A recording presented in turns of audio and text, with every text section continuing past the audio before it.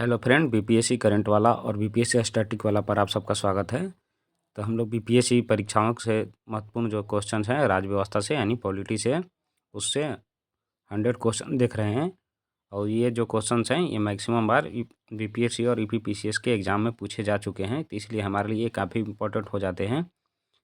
तो इन सभी क्वेश्चन को यदि हम लोग सॉल्व कर लेते हैं, तब पॉलिटी से जितने भी क्वेश्चन आएंगे उसमें से लगभग आप मैक्सिमम क्वेश्चन को अटेम्प्ट कर पाएंगे, उसका आंसर दे पाएंगे। तो इस तरह से हम लोग जो क्वेश्चन की सीरीज़ है पॉलिटी और सारे सब्जेक्ट की, जितने हिस्ट्री, ज्योग्राफी और करंट अफेयर, साइंस, इन सब की इंक्लूड किया गया है, तो उसमें आप अच्छे से अपना मार्क्स इंक्रीज कर सकते हैं यदि इन सभी क्वेश्चन को सॉल्व कर लेते हैं।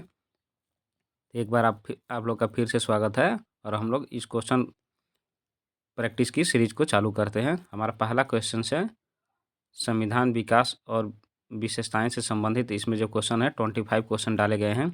ऐसे ही करके हर एक चैप्टर से 10, 20 और 25 क्वेश्चन को डाला गया है। आप इसमें से जितने भी मैक्सिमम क्वेश्चन हैं आप लोग देख सकते हैं। आप लोगों को किसी अलग से वीडियो देखने की ज़रूरत नहीं पड़ेगी। यदि यह देख लेते हैं वीडियो, तो इसमें सारे इंपॉर्टेंट जो क्वेश्चन है इसमें डाल दिए गए हैं। तो हमारा पहला क्वेश्चन है भारतीय संविधान की प्रस्तावना में हम भारत के लोग वाक्यांश का अर्थ क्या है। तो इसका ऑप्शन दिया हुआ है भारत के संविधान का स्रोत है, संविधान का स्रोत भारत की जनता है। ऑप्शन सी भारतीय संसद संविधान का स्रोत है। डी ऑप्शन राष्ट्रपति संविधान का स्रोत है। इसका करेक्ट आंसर है ऑप्शन बी, संविधान का स्रोत भारत की जनता है।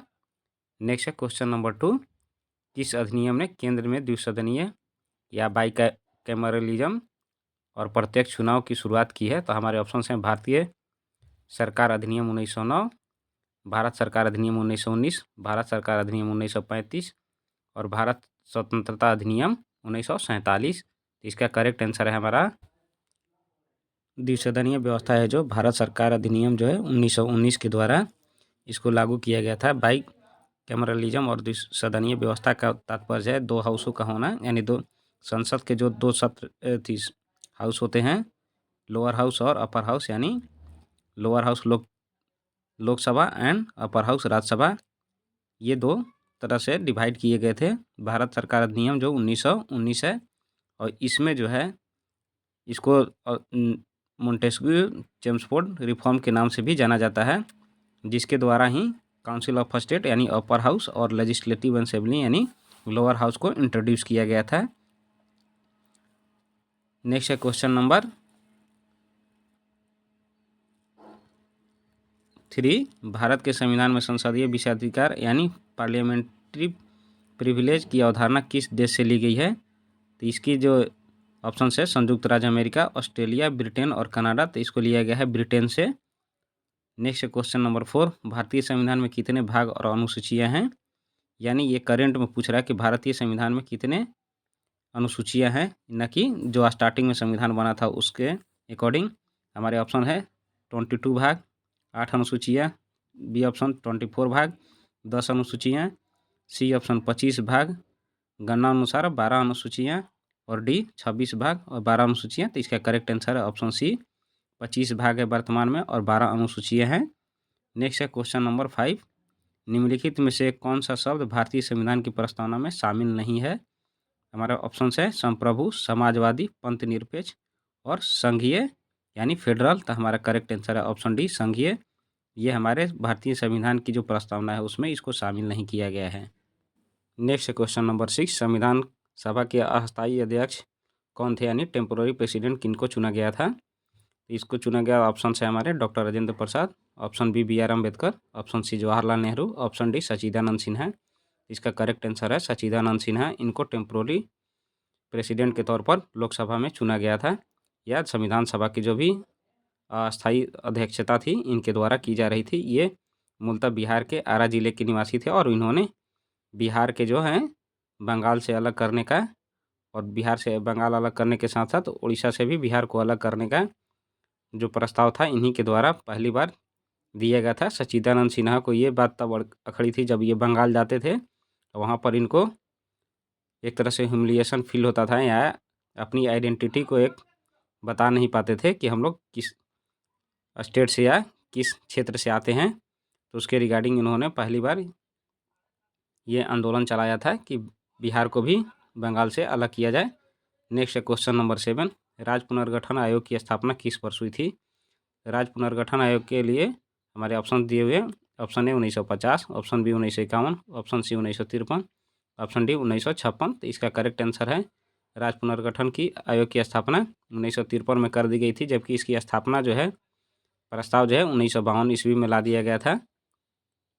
इसी के आधार पर जो हमारा फर्स्ट स्टेट है जो लैंग्वेज बेस पर डिवाइड हुआ था, आंध्र प्रदेश, इसी के आधार पर किया गया था। राज्य पुनर्गठन आयोग के 3 सदस्य थे, उसका जो नाम था आप लोग कमेंट सेक्शन में मेंशन करेंगे। नेक्स्ट है क्वेश्चन नंबर 8, भारतीय संविधान का कौन सा अनुच्छेद राज्य के अंतर्राष्ट्रीय शांति और सुरक्षा को बढ़ावा देने का निर्देश देता है? तो ऑप्शन है हमारे अनुच्छेद 40, अनुच्छेद 48, अनुच्छेद 51, अनुच्छेद 50। तो इसका ऑप्शन है हमारे करेक्ट अनुच्छेद 51। इसमें अंतर्राष्ट्रीय शांति और सुरक्षा को बढ़ावा देने का कंसेप्ट आया है, और ये हमारे जो यूनाइटेड नेशन सिक्योरिटी काउंसिल के जो भी परफॉर्मा है उसके अकॉर्डिंग भी ये उससे अलाइन करता है। नेक्स्ट है क्वेश्चन नंबर, इसमें अनुच्छेद 40 नंबर इंपॉर्टेंट हो जाता है। अनुच्छेद 40 नंबर में पंचायती राज के बारे में मेंशन किया गया है। नेक्स्ट है क्वेश्चन नंबर 9, किस समिति की सिफारिश पर मौलिक कर्तव्यों को जोड़ा गया? पहला है ऑप्शन प्रशासनिक सुधार, दूसरा है सहयोग, तीसरा है स्वर्ण समिति और चौथा है संथानम समिति। तो संथानम समिति के द्वारा जो है मौलिक कर्तव्यों को जोड़ा नहीं गया था, ये जोड़ा गया था स्वर्ण समिति के द्वारा। नेक्स्ट है क्वेश्चन नंबर 10, भारतीय संविधान की कौन सी अनुसूची केंद्र और राज्यों के शक्तियों के बीच का वितरण करता है, यानी डिस्ट्रीब्यूशंस ऑफ पावर जो कहता है भारतीय संविधान में, वो किससे संबंधित है? अनुसूची 1 5वीं, अनुसूची बी ऑप्शन 6ठी अनुसूची, सी ऑप्शन 7वीं अनुसूची, डी ऑप्शन 8वीं अनुसूची। तो इसका करेक्ट आंसर है ऑप्शन सी 7वीं अनुसूची। 7वीं अनुसूची में 3 तरह की सूचियों को जारी किया गया था जो राज्य और केंद्रों के बीच उसके पावर को डिस्ट्रीब्यूशन के करती थी, जिसमें राज्य सूची, केंद्र सूची और अवशिष्ट सूची थी, या समवर्ती सूची। समवर्ती सूची इसमें मेनली इंक्लूडेड थी। अवशिष्ट जो था अनुसूची, उसमें जो केंद्र और राज्य और समवर्ती सूची में शामिल नहीं करने वाले जो सब्जेक्ट रह जाते हैं उसको अवशिष्ट शक्तियों में डिवाइड किया गया है और वो केंद्र सरकार को सौंपी गई है। नेक्स्ट है क्वेश्चन नंबर 11, नए राज्यों के निर्माण या वर्तमान राज्यों की सीमाओं को बदलने की शक्ति किसके पास है? तो ऑप्शन है हमारे, ऑप्शन ए राष्ट्रपति, ऑप्शन बी संविधित राज्य विधानमंडल, सी संसद और डी सर्वोच्च न्यायालय। नए राज्यों का निर्माण और वर्तमान राज्यों की सीमाओं में बदलने की शक्ति जो है केवल और केवल संसद के पास है। नेक्स्ट है क्वेश्चन नंबर 12, भारतीय संविधान का कौन सा अनुच्छेद अस्पृश्यता का उन्मूलन करता है? ऑप्शन है अनुच्छेद 14, अनुच्छेद 16, अनुच्छेद 17, अनुच्छेद 18। इसका करेक्ट आंसर है अनुच्छेद 17। अनुच्छेद 14 जो है, ये सारे जितने भी अनुच्छेद दिए हुए हैं ये स्वतंत्रता के अधिकार से संबंधित है। 14 से लेकर 19 अनुच्छेद जितने भी हैं ये सारे स्वतंत्रता से संबंधित अधिकार हैं, जिसमें अनुच्छेद 14 जो है राइट टू इक्वालिटी यानी समानता का अधिकार का बात करता है। अनुच्छेद 60 में हमारे रिजर्वेशन के बारे में बात की गई है। अनुच्छेद 17 अस्पृश्यता से संबंधित है, उनके उन्मूलन के संबंधित प्रावधान है। अनुच्छेद 18 जो है इसका आप लोग कमेंट सेक्शन में मेंशन करेंगे, तो मैं बता देता हूँ। इसका जो है जो टाइटल्स है उसका एवोल्यूशन किया गया था, यानी कोई भी राजा महाराजा जो है किसी भी तरीके के टाइटल अपने नामों के पीछे नहीं लगा सकते हैं स्वतंत्रता के बाद। नेक्स्ट है क्वेश्चन नंबर 13, 44वें संविधान संशोधन अधिनियम 1978 द्वारा किस मौलिक अधिकार को समाप्त कर दिया गया था? तो ऑप्शन है हमारे ए धर्म की स्वतंत्रता का अधिकार, समानता का अधिकार, संपत्ति का अधिकार, शोषण के विरुद्ध अधिकार। तो 44वें संविधान संशोधन जो है 1978 में किया गया और इसे मौलिक हमारे संपत्ति के अधिकार को समाप्त कर दिया गया था। इसको आर्टिकल 300A में जोड़ दिया गया था। नेक्स्ट है क्वेश्चन नंबर 14, संविधान का कौन सा अनुच्छेद दोहरे दंड यानी डबल जियोपार्डी के विरुद्ध संरक्षण प्रदान करता है? हमारे ऑप्शन हैं अनुच्छेद 19, अनुच्छेद 20, अनुच्छेद 21, अनुच्छेद 22। ये काफ़ी डिफिकल्ट क्वेश्चन हो जाते हैं जिस तरह से ये ऑप्शन आपको लोग ये पुट किया गया है। तो ये जितने भी हैं लगातार अनुच्छेद जो हैं डाले गए हैं, तो हम लोग एक एक करके देख लेते हैं। अनुच्छेद 19 जो है ये स्वतंत्रता के अधिकार से संबंधित है। अनुच्छेद 20 जो है डबल जेओपार्डी के बारे में बताता है। ऑप्शन बी हमारा इसका राइट आंसर है। अनुच्छेद 21, अनुच्छेद 22 के बारे में आप लोग मेंशन करेंगे। नेक्स्ट है 15 नंबर, भारत के संविधान के किस भाग में मौलिक अधिकार दिए गए हैं? हमारे ऑप्शन है भाग 2, भाग 3, भाग 4 और भाग 5। तो इसमें हमारा करेक्ट आंसर है भाग 3, जिसमें मौलिक अधिकारों यानी फंडामेंटल राइट्स के बारे में दिए गए हैं। भाग 2 जो है ये राज्य और केंद्र सरकार के बीच के यानी राज्यों के बारे में बताई गई है। भाग 4 जो है मौलिक कर्तव्य के बारे में है या डीपीएसपी के बारे में है। भाग 4 ये जो है मौलिक कर्तव्य और भाग 5 जो है केंद्र सरकारों से रिलेटेड है। नेक्स्ट क्वेश्चन नंबर 16, संविधान का कौन सा अनुच्छेद जो है संवैधानिक उपचारों का अधिकार प्रदान करता है? अनुच्छेद 28, अनुच्छेद 32, अनुच्छेद 33 और अनुच्छेद 34। इसका करेक्ट आंसर अनुच्छेद 32 जो है संविधान के उपचारों का अधिकार देता है, जिसे भीमराव अम्बेडकर ने संविधान की आत्मा तक कहा था। यानी जब हम लोग का फंडामेंटल राइट और मौलिक अधिकारों का हनन होता है तो सुप्रीम कोर्ट के द्वारा अनुच्छेद 32 के तहत हम अपने अधिकारों को इस्टेब्लिश फिर से करवा सकते हैं। यानी ये जितने भी अधिकार हैं फंडामेंटल राइट्स में, ये केंद्र के मनमाने तरीके से किए जाने वाले जो हमारे अधिकार हैं उन पर आक्रमण को रोकता है। नेक्स्ट है क्वेश्चन नंबर 17, किस मामले में सर्वोच्च न्यायालय ने बुनियादी संरचना यानी बेसिक स्ट्रक्चर के सिद्धांत को प्रतिपादित किया था? ऑप्शन है गोरखनाथ मामला, दूसरा है मिनर्वा मिल्स, सी है केशवानंद भारती बनाम केरल राज्य और डी ऑप्शन AK गोपालन मामला। तो इसका करेक्ट आंसर केशवानंद भारती बनाम केरल राज्य। ये इंपॉर्टेंट क्वेश्चन हो जाता है क्योंकि केशवानंद भारती जी का पिछले साल ही निधन हुआ था, जिन्होंने केरल में यानी केरल हाई कोर्ट में अपने अधिकारों के लिए केस लड़ा था, जिसके द्वारा ही कोर्ट के द्वारा ये बेसिक स्ट्रक्चर का सिद्धांत को प्रतिपादित किया गया था। नेक्स्ट है क्वेश्चन नंबर 18, किस अनुच्छेद के तहत जीवन का अधिकार और व्यक्तिगत स्वतंत्रता का संरक्षण दिया गया है? तो हमारे ऑप्शन है अनुच्छेद 19, अनुच्छेद 20, अनुच्छेद 21, अनुच्छेद 22। तो देखिए ये क्वेश्चन जो मैंने पीछे क्वेश्चन में पूछा था कि अनुच्छेद 21, 22 के बारे में बताइए, तो इसका ऑप्शन आ गया। इसका करेक्ट आंसर है अनुच्छेद 21 जो है जीवन का अधिकार और व्यक्तिगत स्वतंत्रता का संरक्षण देता है। यदि कोई मेरे से पूछे कि पूरे कॉन्स्टिट्यूशन में कौन सा आर्टिकल सबसे ज़्यादा इंपॉर्टेंट है, तो मेरे लिए ये अनुच्छेद 21 काफ़ी इंपॉर्टेंट हो जाता है। जब भी फ्रीडम से रिलेटेड यानी व्यक्तिगत फ्रीडम से रिलेटेड कोई भी क्वेश्चन पूछता है, यदि आप लोग को ऑप्शन समझ नहीं आती है कि इसका ऑप्शन क्या होगा, तो अनुच्छेद 21 पर बेधड़क मार सकते हैं। यदि 21A दिया रहे तो वो मोस्ट एक्यूरेट ऑप्शन होगा। नेक्स्ट है क्वेश्चन नंबर 19, मौलिक कर्तव्य किस संविधान संशोधन द्वारा जोड़े गए हैं? हमारा ऑप्शन है 40वां संशोधन, दूसरा है 42वां संशोधन, तीसरा है 44वां संशोधन और डी है 52 कॉन्स्टिट्यूशनल अमेंडमेंट। तो 42 कॉन्स्टिट्यूशनल अमेंडमेंट यानी 42वां जो है संशोधन, ये मौलिक कर्तव्यों से रिलेटेड है, जिसके द्वारा हमारे संविधान में 10 मौलिक कर्तव्यों को जोड़ा गया था। जो सोनसी समिति के सिफारिश पर यह किया गया था, मौलिक कर्तव्यों को जोड़ा गया था। स्टार्टिंग में इनके द्वारा 10 जो मौलिक कर्तव्य हैं वो दिए गए थे, जिसमें इनकम टैक्स को देना सबके लिए ज़रूरी था और वोटिंग राइट्स का इस्तेमाल करना बेहद ज़रूरी था, नहीं तो इसके नहीं इस्तेमाल करने पर पेनाल्टी की व्यवस्था की गई थी। लेकिन सरकार ने इन दोनों को हटा दिया और स्टार्टिंग में 8 ही था, फिर बाद में बढ़ा है।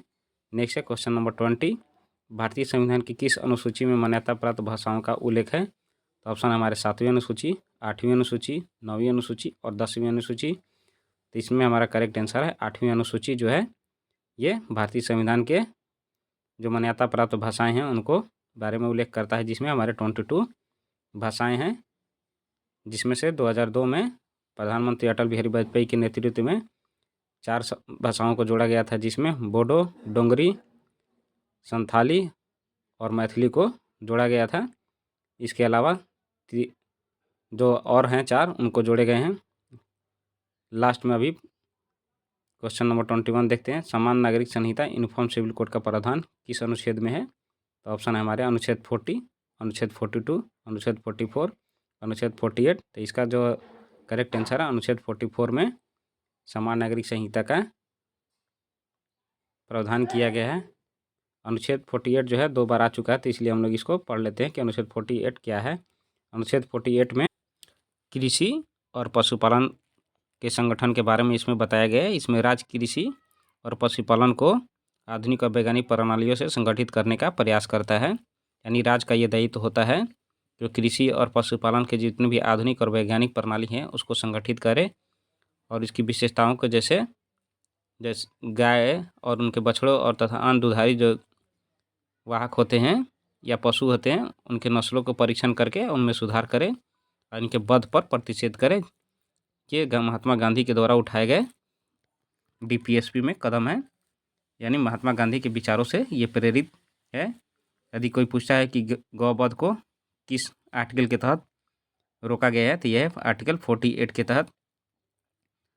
नेक्स्ट है आर्टिकल 42, इसके बारे में भी जान लेते हैं। आर्टिकल 42 में काम की न्याय संगत और मनोचित जो दशाएं होती हैं तथा जो प्रसूति सहायता को बंद किया गया है आर्टिकल 42 में किया गया है।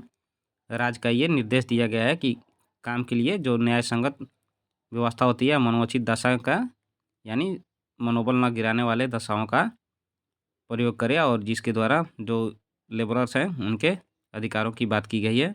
Labourers in the means of ये आपको हर किसी के काम के लिए न्याय संगत जो और उसका मानसिक संतुलन को बनाए रखने वाले काम को प्रतिस्पादित करना है, ना कि उनको टेंशन देना है या ओवरलोड वर्क नहीं करानी है। नेक्स्ट है 22 नंबर क्वेश्चन, नवी अनुसूची किस प्रधानमंत्री के कार्यकाल में जोड़ी गई थी?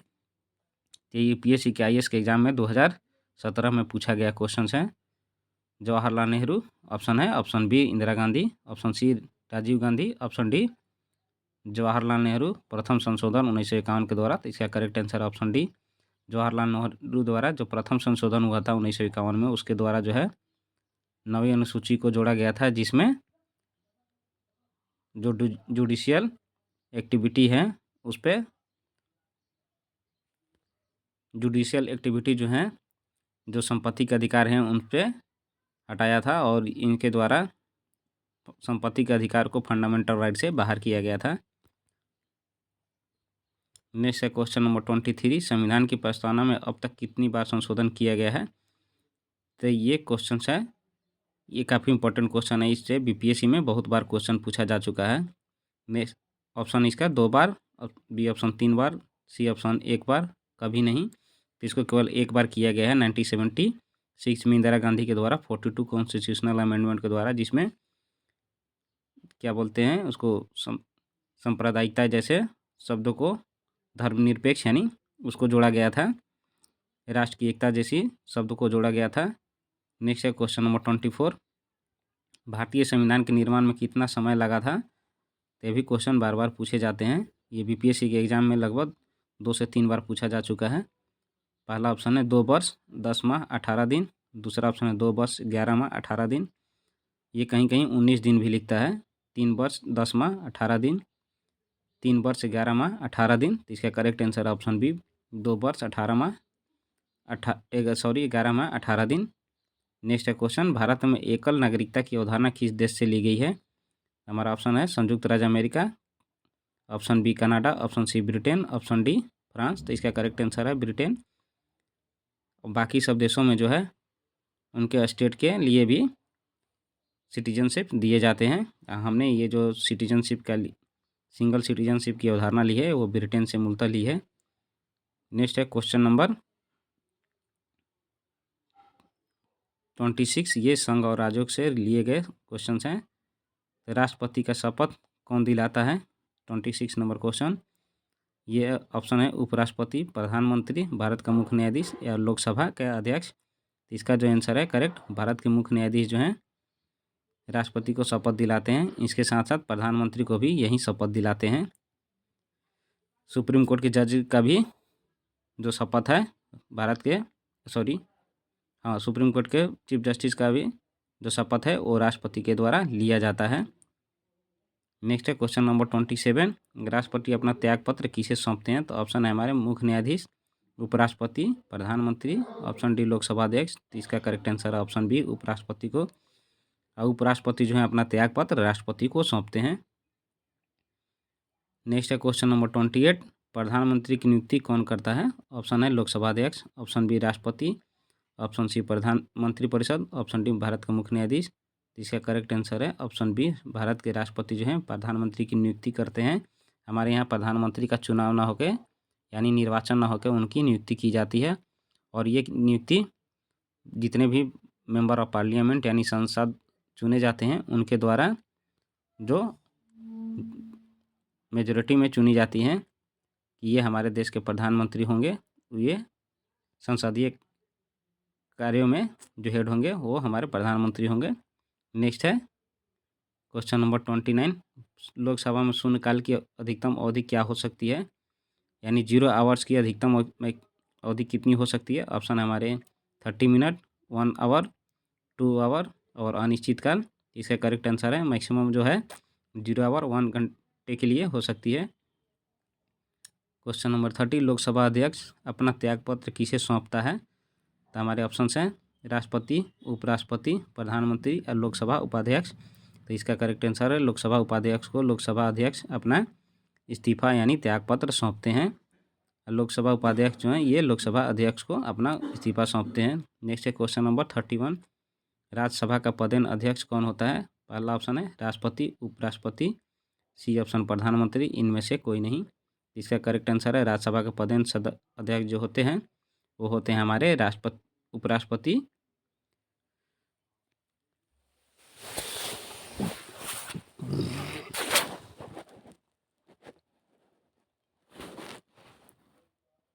नेक्स्ट है क्वेश्चन नंबर 32। किस अनुच्छेद के तहत राष्ट्रपति राष्ट्रीय आपातकाल की घोषणा कर सकते हैं। तो ऑप्शन है हमारे अनुच्छेद 352, अनुच्छेद 356, अनुच्छेद 360, अनुच्छेद 352। तो राष्ट्रीय आपातकाल जो है ये 3 तरीक़ों से लगाया जाता है, जिसमें होता है पहला आंतरिक आपातकाल, बाह्य आपातकाल और वित्तीय आपातकाल। तो इसका जो मेन प्रावधान किया गया है अनुच्छेद 352 में किया गया है। यहाँ पर 2 ऑप्शन 352 दे दिया गया है, इसलिए ए और डी ऑप्शन दोनों सही है हमारे। नेक्स्ट है नेशनल इमरजेंसी में जो ये होते हैं हमारे फंडामेंटल राइट्स आर्टिकल 21 और 22 को छोड़कर सभी जितने हैं वो एबॉलिश हो जाते हैं। यानी जैसे ही इमरजेंसी की घोषणा की जाती है तो आर्टिकल 20 या 21, 22 को छोड़कर सारे जो हैं फंडामेंटल राइट ऑटोमेटिक स्क्रैच कर दिए जाते हैं। नेक्स्ट है क्वेश्चन नंबर 33। एक धन विधेयक यानी मनी बिल को राज्यसभा द्वारा अधिकतम कितने दिनों तक रोका जा सकता है। तो इसका ऑप्शन है 10 दिन, 14 दिन, 1 महीना और 3 महीने। तो धन विधेयक जो है इसको मैक्सिमम 14 दिनों तक के लिए राज्यसभा के द्वारा रोका जा सकता है। इसके बाद यदि राज्यसभा के द्वारा किसी भी तरीके से कोई रिस्पॉन्स नहीं दी जाती है लोकसभा को तो ये ऑटोमेटिक पास मान लिया जाता है। नेक्स्ट है क्वेश्चन नंबर 34। संसद के 2 सत्रों के बीच अधिकतम अंतराल कितना हो सकता है। तो ये काफ़ी बार एग्जाम में पूछे जाने वाले क्वेश्चन हैं, इन लोग को क्वेश्चन को आप लोग ध्यान से करेंगे। पहला ऑप्शन है 3 महीने के लिए इनको रोका जा सकता है, दूसरा ऑप्शन 4 महीने के लिए, सी ऑप्शन 5 महीने के लिए और डी ऑप्शन 6 महीने के लिए। तो इसका करेक्ट आंसर है 6 महीने के लिए इसको रोका जा सकता है। नेक्स्ट है 35 नंबर क्वेश्चन। राज्यपाल को यानी गवर्नर को शपथ कौन दिलाता है। तो इसका ऑप्शन है राष्ट्रपति, बी ऑप्शन है मुख्यमंत्री, सी ऑप्शन संबंधित राज्य के उच्च न्यायालय का मुख्य न्यायाधीश और डी ऑप्शन है सर्वोच्च न्यायालय का मुख्य न्यायाधीश। तो इसका करेक्ट आंसर है हमारा जिस राज्य के वो गवर्नर चुने जाते हैं उस राज्य के मुख्य न्यायाधीश जो होते हैं हाई कोर्ट के, उसके द्वारा राज्यपाल की शपथ दिलाया जाता है। लेकिन राज्यपाल का जो नियुक्ति होती है केंद्र सरकार के द्वारा की जाती है। नेक्स्ट है क्वेश्चन नंबर 36। मुख्यमंत्री की नियुक्ति कौन करता है। जैसे हम लोगों ने पढ़ा था पहले क्वेश्चन में प्रधानमंत्री की नियुक्ति कौन करता है, ठीक उसी प्रकार मुख्यमंत्री का भी नियुक्ति किया जाता है, ना कि इनका निर्वाचन होता है। निर्वाचन तो हम लोग मेंबर ऑफ पार्लियामेंट और मेंबर ऑफ लेजिस्लेटिव असेंबली के सदस्यों को करते हैं। नेक्स्ट है ऑप्शन है हमारे राष्ट्रपति, ऑप्शन बी राज्यपाल, ऑप्शन सी प्रधानमंत्री, ऑप्शन डी विधानसभा का अध्यक्ष। तो इसका करेक्ट आंसर है राज्यपाल के द्वारा मुख्यमंत्री की नियुक्ति किया जाता है। नेक्स्ट है क्वेश्चन नंबर 37। भारत के महान्यायवादी अटॉर्नी जनरल ऑफ इंडिया यानी AGI की नियुक्ति किस अनुच्छेद के तहत की जाती है। ये भी क्वेश्चन BPSC में 2 बार पूछा जा चुका है। ऑप्शन है ए अनुच्छेद 72, ऑप्शन बी 76, अनुच्छेद 148, ऑप्शन डी है अनुच्छेद 165। तो इसमें अनुच्छेद 76 के तहत जो भारत के महान्यायवादी हैं उनको नियुक्त किया जाता है एंड अनुच्छेद 148 के तहत भारत के नियंत्रक और महालेखा परीक्षक के यानी CAG की अपॉइंटमेंट जो है वो आर्टिकल 148 के तहत की जाती है। नेक्स्ट है क्वेश्चन नंबर 38। राज्य विधानमंडल का कौन सा सदन अस्थायी होता है और कभी भंग नहीं होता है? तो हमारा ऑप्शन विधानसभा, option B Vidhan Parishad, option C दोनों, इनमें से कोई नहीं। तो राज्य विधानमंडल का जो है विधान परिषद, इसको कभी भी भंग नहीं किया जा सकता है, ये अस्थायी होता है। जैसे केंद्र में राज्यसभा जो होता है वो अस्थायी होता है, कभी भी भंग नहीं होता है। इसकी जो नियुक्ति होती है सदस्यों की, वह प्रत्येक 6 साल में होती है। इसके 1/3 जो सदस्य होते हैं प्रतिवर्ष रिटायर हो जाते हैं और उतने ही व्यक्तियों को या विधान परिषद और राज्यसभा के सदस्यों को नियुक्ति की जाती है, यानी चुनाव की जाती है। इनका जो चुनाव हो अप्रत्यक्ष चुनावी प्रक्रिया के द्वारा किया जाता है, यानी भारत में चुने गए प्रतिनिधियों के द्वारा इनकी चुनाव होती है। जैसे विधान परिषद के सदस्यों को बिहार के जनता डायरेक्ट नहीं चुनेगी, उनके द्वारा चुने गए विधायकों के द्वारा कुछ मेंबर चुने जाते हैं, फिर ग्रेजुएट पर्सन के द्वारा कुछ व्यक्ति को चुना जाता है और कुछ टीचर्स के द्वारा चुना जाता है। और जो संसद के सदस्य होते हैं राज्यसभा के, उनको विधायकों के द्वारा चुना जाता है। नेक्स्ट है क्वेश्चन नंबर 39। भारत के नियंत्रक और महालेखा परीक्षक CAG का कार्यकाल कितना समय का होता है?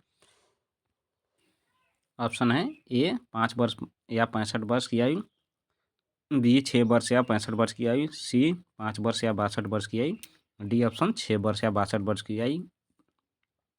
तो ये इसका जो आंसर करेक्ट है 6 वर्ष या 65 वर्ष। 6 वर्ष कहने का मतलब है वो मैक्सिमम 6 वर्ष के लिए ये CAG के पद पर कार्यकाल कर सकते हैं, या उनकी जब अपॉइंटमेंट होती है उससे लेकर 65 वर्ष की आयु जब तक पूरी होती है तब तक इनमें से जो भी पहले होता है उसके अकॉर्डिंग उनको कार्यकाल जो है समाप्त कर दिया जाता है। यानी कोई व्यक्ति 50 साल की उम्र में CAG के रूप में अपॉइंट होता है तो वो 56 साल की उम्र में CAG के कार्यकाल से मुक्त हो जाएगा। यदि वो कोई व्यक्ति 63 ईयर के एज में CAG को नियुक्त किया जाता है तो वो 65 की एज में रिटायर हो जाएगा। नेक्स्ट है क्वेश्चन नंबर 40। भारत में पहली बार किस राज्य में राष्ट्रपति शासन लागू किया गया था? यानी आर्टिकल 356 का प्रयोग सबसे पहली बार किस राज्य में किया गया था? ऑप्शन है हमारे Bihar, option B Uttar Pradesh, option C Punjab, option D Kerala. इसका पहला जो प्रयोग है पंजाब राज्य में किया गया था। नेक्स्ट है क्वेश्चन नंबर 41। लोकसभा के लिए न्यूनतम आयु क्या है? ऑप्शन ए 21 वर्ष, ऑप्शन बी 25 वर्ष, ऑप्शन सी 30 वर्ष, ऑप्शन डी 35 वर्ष। तो लोकसभा के लिए न्यूनतम आयु जो है वो 25 वर्ष निर्धारित की गई है और राज्यसभा के लिए 30 वर्ष निर्धारित की गई है। पंचायती राज व्यवस्थाओं के चुनाव में 21 वर्ष की न्यूनतम आयु तय की गई है और 35 वर्ष की आयु जो है ये भारत के राष्ट्रपति उपराष्ट्रपति के लिए निर्धारित की गई है। नेक्स्ट है क्वेश्चन नंबर 42। राज्यसभा के लिए न्यूनतम आयु क्या है? ये देखिए यहाँ पर क्वेश्चन आ गया जो पहले बताया जा चुका है इसका आंसर।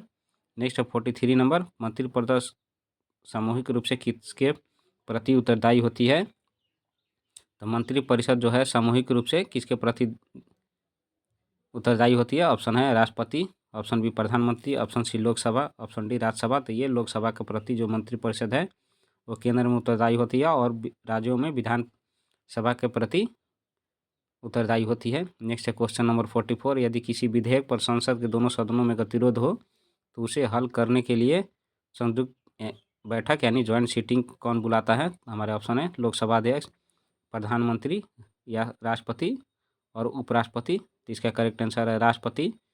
यदि किसी भी मामले में कोई गतिरोध उत्पन्न हो जाती है किसी विधेयक को पास करने में तो उसके लिए राष्ट्रपति द्वारा ज्वाइंट सीटिंग की व्यवस्था की जाती है और ज्वाइंट सीटिंग की जो अध्यक्षता है पहले लोकसभा अध्यक्ष, फिर उसके बाद में यदि उनकी उपस्थिति होती है, अनुपस्थित होंगे, एब्सेंट होंगे तो लोकसभा के उपाध्यक्ष, फिर राज्यसभा के अध्यक्ष उपाध्यक्ष जो होते हैं उनके द्वारा इसकी प्रावधान की गई है।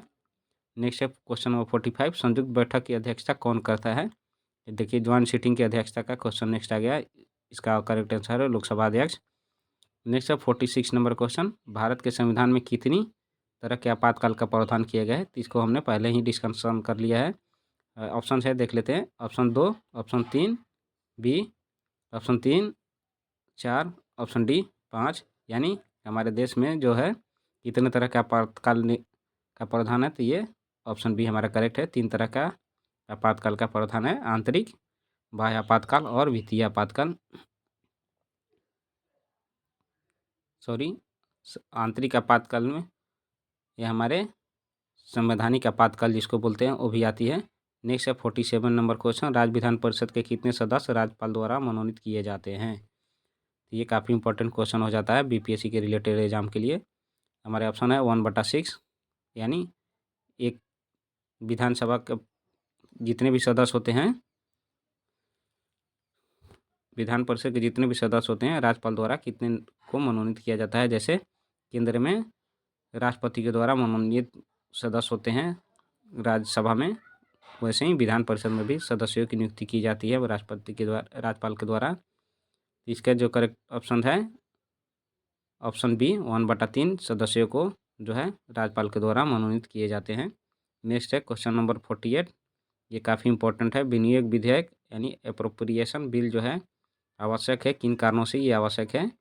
पहला है राष्ट्रपति के वेतन देने के लिए, ऑप्शन बी भारत के संचित निधि से धन निकालने के लिए, ऑप्शन सी नए कर को लगाने के लिए, ऑप्शन डी आपातकाल की घोषणा के लिए।